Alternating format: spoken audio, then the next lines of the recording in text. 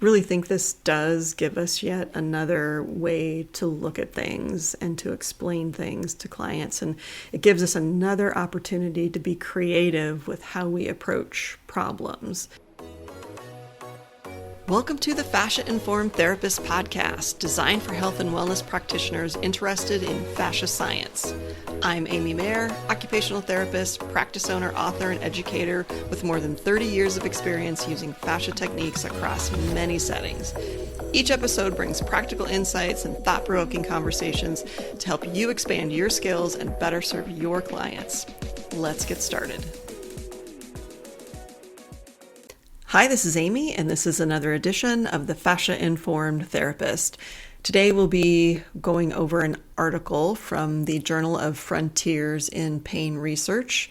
This has to do with a couple podcasts ago where we talked about compartment syndrome, and I came across this article but thought maybe it could have its own podcast because it's an interesting hypothesis that they're putting forward here.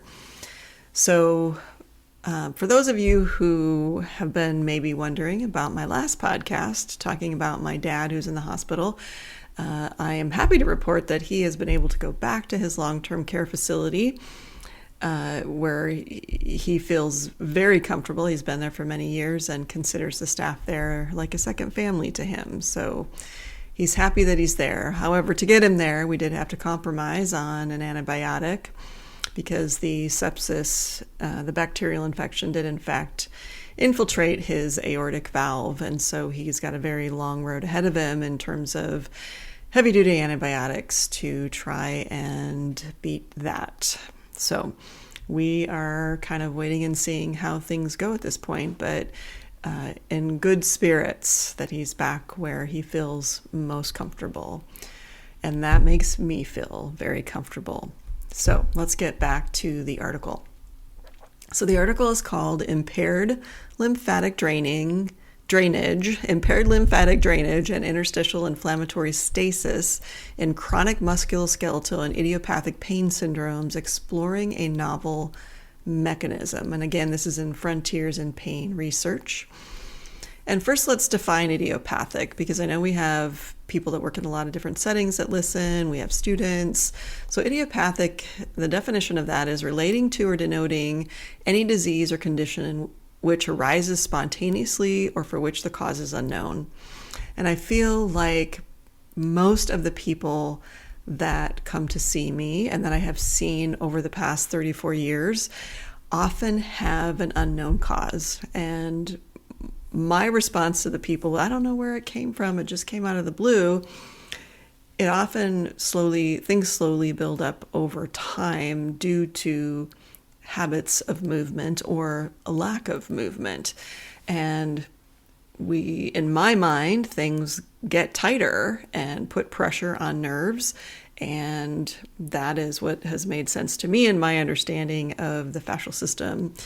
And that often resonates with people, but they give a slightly different approach to that. And to me, this is an article where somebody is really understanding the fascial system and really trying to apply that to the idea of chronic pain. And they take a look back on many different theories, and we'll cover those very, very briefly as they do in the article.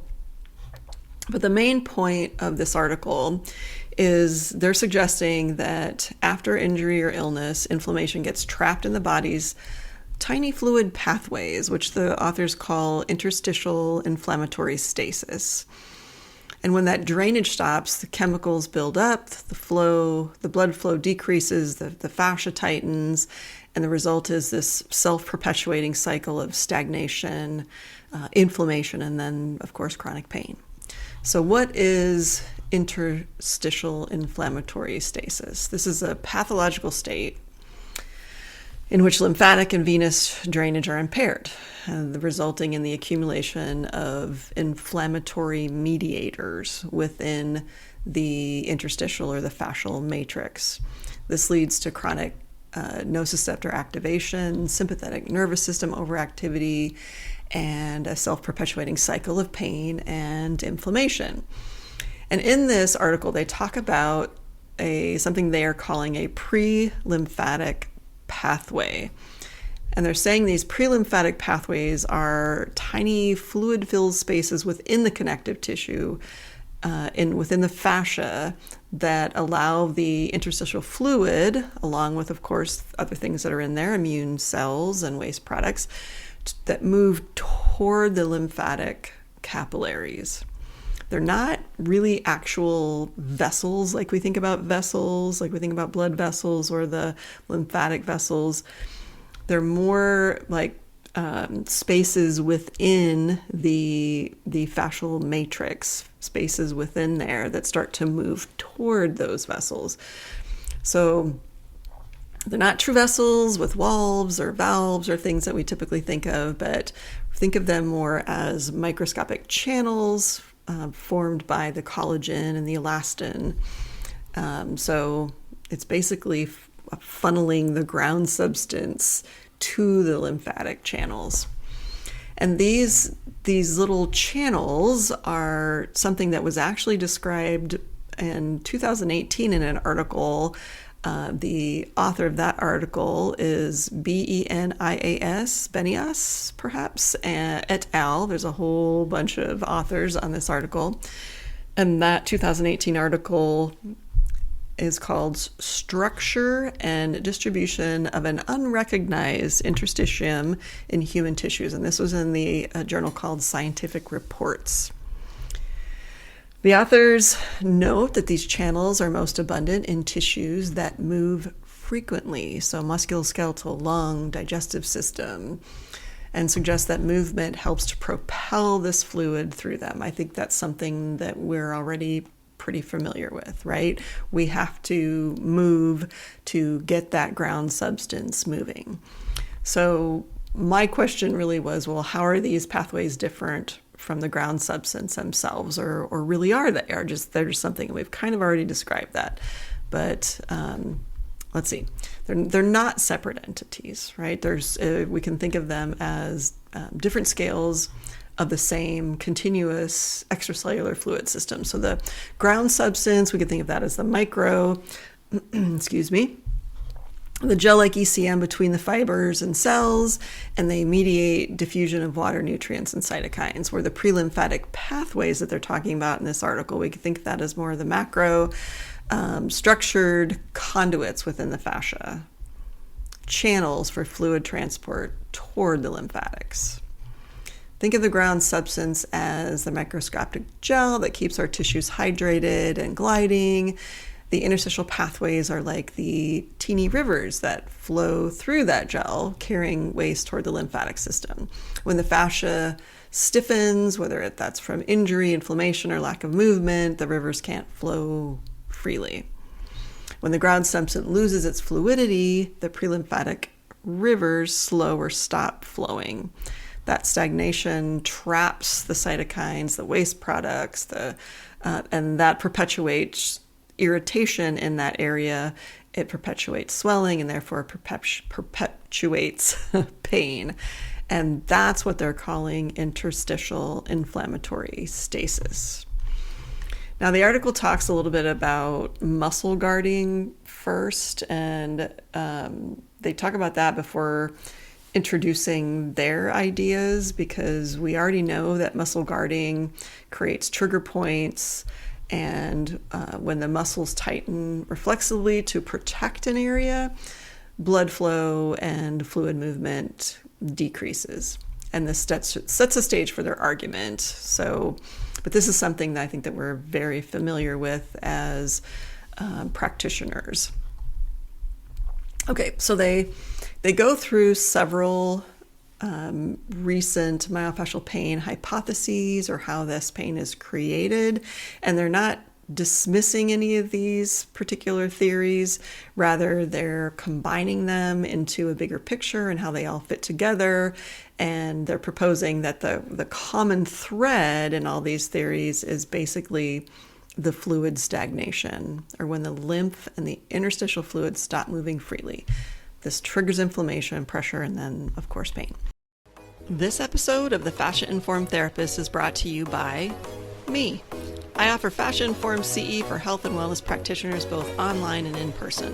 Whether you're looking for flexible self-paced courses or hands-on in-person workshops, you'll find evidence-based practical tools you can apply right away in your practice. Visit fascia-informed.com to explore upcoming offerings and take your next step as a fascia-informed therapist. Now back to the podcast. So the first one that they touch on is called the energy crisis hypothesis. And this is when muscles or fascia are overused or injured. Tiny areas of tissues don't get enough oxygen or nutrients. The cleanup crew, the blood and the lymph, can't get in, so the mess in there piles up. And this creates a local energy crisis, which makes the cells release chemicals that irritate nearby nerves and then causes pain. The next one, the motor end plate hypothesis. Some of these you've probably heard of at some point. The motor end plate hypothesis focuses on how nerves tell muscles to contract. Sometimes the communication point between the nerve and the muscle or the motor end plate becomes overactive, constantly firing even when it shouldn't, and then keeps a small part of the muscle tight, limiting circulation and causing painful trigger points. The next one they touch on is central sensitization hypothesis, and you've likely heard of this one if you've worked with people with fibromyalgia. So the problem isn't just the muscle or the fascia, it's the nervous system. With repeated signals, the brain and the spinal cord become oversensitive, kind of like when a volume is just turned up a little too high. So even mild sensations start to feel painful and creates more widespread issues like fibromyalgia.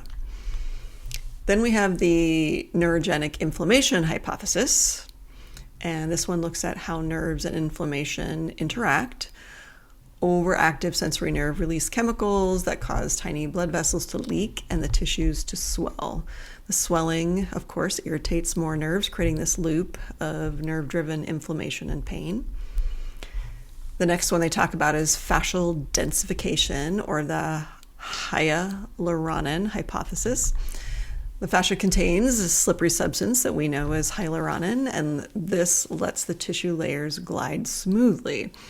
When the hyaluronan becomes too thick or sticky from dehydration or lack of movement or stress or all the other things that can make that happen, the layers can't slide. The mechanical stiffness can restrict the movement, trap nerves, and then contribute to pain. And then the last one they cover is the myofibroblast contraction hypothesis. And we've talked about this before on the podcast, how after, well, I think we have, or was that when I was writing the book? I don't know. Sorry. So after injury or chronic tension, fibroblasts, the little cells that we know produce the collagen and help to make the fascial system, can actually turn into myofibroblasts, which muscle. So myofibroblasts actually can contract. They tighten the fascia and over time increase the stiffness and pressure in the tissue. And this can lead to long-lasting pain that isn't caused by the muscle itself, it's by the tissue around it or the fascia, right?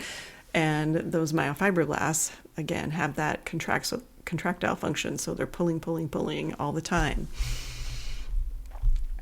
So as we said earlier, they're kind of picking bits from all of these and then layering their own ideas to create this interstitial inflammatory stasis hypothesis. So they're proposing that after injury or immune stress, inflammation gets stuck in the body's fluid channel, the microscopic fluid channels that we talked about earlier. When those channels close down, chemically and or mechanically, the tissue can't clear the irritation. The result is this self-sustaining loop of fluid stagnation, fascial tension, and then chronic pain. In other words, it's not just tight muscles causing the pain, it's more like a whole body plumbing problem at the fascial level or the pre-lymphatic pathways. So if we think about this whole idea,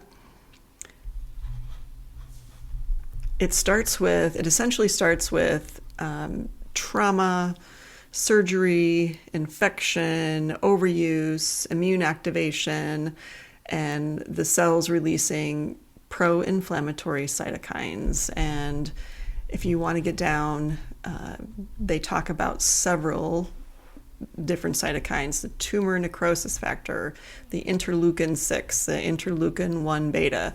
And this is an area, this is going beyond my pay grade. Understanding all those, it feels a little bit beyond me. Just let's talk about cytokines. So these cytokines have three major effects. They impair the lymphatic pump, which reduces the drainage of the interstitial fluid. They activate the sympathetic nervous system, which causes vasoconstriction and further limits blood flow and lymph flow. They stimulate fibroblasts to become myofibroblasts, which contract the fascia and physically compress the pathways. The combination of chemical inhibition and mechanical compression cause the stagnation or the stasis that they're talking about in this hypothesis. So what happens next is the drainage starts to slow. The inflammatory meteors accumulate in that space. There's local hypoxia, develops as perfusion drops, and perfusion is the delivery of blood to the body tissues through the capillaries. Nociceptors remain chemically irritated, sending constant pain signals. The ongoing pain input drives muscle guarding reflex, which further compress tissues and worsens the stasis. So then you have this feed-forward loop of inflammation, impaired drainage, fascial compression, more inflammation, persistent pain. So then there's the broader effects of how this affects the body, and these interstitial pathways through the fascia, through the viscera, through the vascular adventia.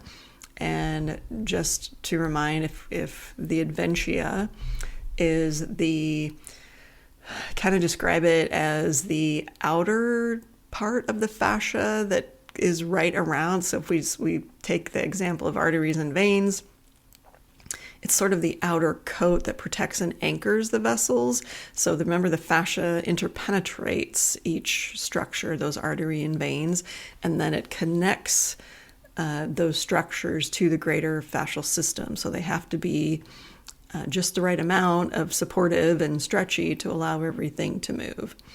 But when they can't, of course, then you get that stiffness of things, which then causes pain, but then all sorts of other problems too. So they're saying this process then can underlie chronic myofascial pain, fibromyalgia, post-surgical adhesions, pelvic and visceral pain syndromes, and of course, idiopathic vascular or autonomic dysfunction. And they're also saying a note that the sympathetic overactivity ties directly into this as well. So we have to think about stress in this whole thing. So hopefully you can see how this model sort of pulls together the whole mechanical, the neuro, the biochemical factors into one explanation for persistent pain. Now, it's my opinion that there can be lots of factors that can cause pain, but this makes a lot of sense to me in how they're explaining it, and maybe it does to you too. Now, here's the author of this article also gives us an answer. It says, here's what you should do. And this is an important piece I think everybody needs to be aware of. I mean, this paper is published in a reputable journal and presents a solid hypothesis. They have, let me look really quick. I mean, they have lots and lots and lots of references in this paper. Yeah, there's 145 different references. Now, of course, I did not look at them all, but they're really working hard from a scientific perspective to support their hypothesis, which is wonderful, which is great. But what you need to know is the answer that they're suggesting is a technique called counterstrain. And if you're familiar with counterstrain technique, it used to be called strain counterstrain. It's a manual therapy approach, and it was developed by a Dr. Lawrence Jones in the 1950s. And it essentially works on a principle that the body protects injured or irritated tissues by reflexively tightening nearby muscles, or the muscle guarding response that they talked about earlier. But a physical therapist named Brian Tuckey actually has put a more modern spin on strain counterstrain. It was then renamed counterstrain, and then it's now renamed fascial counterstrain. And the person, Brian Tuckey, who has fascial counterstrain, if you go to the website, you'll see he is the head of that, I guess, but he is also the head author on this article. So is there you have to decide if all of it makes sense, if he's made a good argument, or if there's any kind of conflict of interest. I don't think I see a problem with it. And when I went to look up, I didn't know a lot about counterstrain. I went and looked it up a little bit, and that approach makes some sense to me in terms of what they're suggesting, and I'll just tell you a little bit about it. It's how it's sort of briefly described here. The practitioner locates a tender point. Okay, we do that in lots of different kinds of myofascial work. And then the body part is passively positioned, folded or shortened into a comfortable slackened position. This reduces the stretch or strain on the irritated tissues and decreases abnormal sensory input. And this position is usually held for approximately 90 seconds, allowing the nervous system to reset the reflexive guarding. And then the body slowly returned to neutral. Now, this is a extremely simple description of what they do. And as I was reading about it, I was finding that the author talks about a lot of different points in the body which you want to make sure to explore, and it depends on the direction of flow of the vessels that feeds into how you shorten things. And so I'm sure it's very, very complex, and it looks to be a very popular approach that you may or may not want to explore. I don't know this person, and when I first was reading the article, I didn't realize that was a particular connection until I started to explore it more deeply. Now, does it mean we should disregard it? I do not think so at all. I think, as I just said, I think the theory is quite valid and makes sense to me how they're putting it all together. And when you understand the fascial system, it will likely make sense to you as well. So what does it mean for us as practitioners? And of course, I'm an occupational therapist, so I'm always thinking about how does it apply to our profession. I think it gets us to think a little bit differently about pain and how we explain pain to our clients. And now we can explain it in terms of fluid stagnation and fascial compression, and yet another way to help people visualize what's going on inside their bodies and give them another way or another reason to move, and to move differently, move with variety. And in my yoga classes I teach, for example, I continue to build in a lot of twisting type movements where we're kind of twisting on the axis to really compress and squeeze out the fluids and extend and compress. So remembering something I teach my clients too, that compression is a stretch that you want to incorporate in what you're doing. Thinking about just everyday movement for people and getting them to incorporate those things, everything from their posture and how they maybe sit differently, taking micro movement breaks throughout their day, all kinds of things that you can teach your people and yet give them another bit of rationale on how important it is. When I think about manual interventions. The fascial counter strain sounds like a reasonable approach to me because it's gentle. Now, in my mind, I'm hearing a lot of the fascial researchers say you need a prolonged hold in order to make change in the fascial system. And their hold is 90 seconds. It might be longer in some cases. Again, I have not attended any of their courses, nor have I read any of their materials other than their website. But I think about what techniques out there will help move fluids, will help gently move fluids out of the fascial, the ground substance, into those lymphatic pathways. And there's lots of different ways to do that. I think this is yet another article that screams gentle. And when you heard, if you listened to the episode where Caitlin talked about attending the fascia science conference recently in Orlando, she said one of the main takeaways she had was that gentle is better.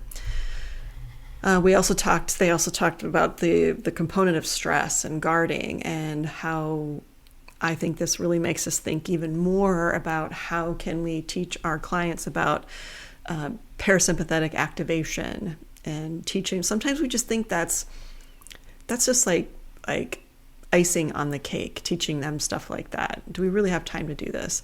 But I think it makes it even more important. We teach them about breath. We teach them about their vagus nerve. We teach them about the effects of stress. And if we don't get that stress level down periodically, our body's resources are constantly being diverted to help with stress as opposed to help with healing. And sometimes it's just healing everyday things. And when we need the body to come down far enough that can help heal an issue we're having. Okay, I think that's probably enough for now, but I really think this does give us yet another way to look at things and to explain things to clients. And it gives us another opportunity to be creative with how we approach problems. And I hope that's something that you're getting from this podcast, is new ways to look at old problems and think differently about the human body. Okay, so if you found this podcast helpful, I would be grateful if you would leave a rating or review. It helps other therapists and practitioners find us and join the Fascia-Informed conversation. So here's to advancing practice, one fascia-informed step at a time. Thank you. You've been listening to the Fascia-Informed Therapist podcast. Be sure to subscribe so you don't miss new episodes. And if you'd like to go deeper, check out my continuing education courses, both online and in person. You can find them at fascia-informed.com. Thanks for listening, and I look forward to next time.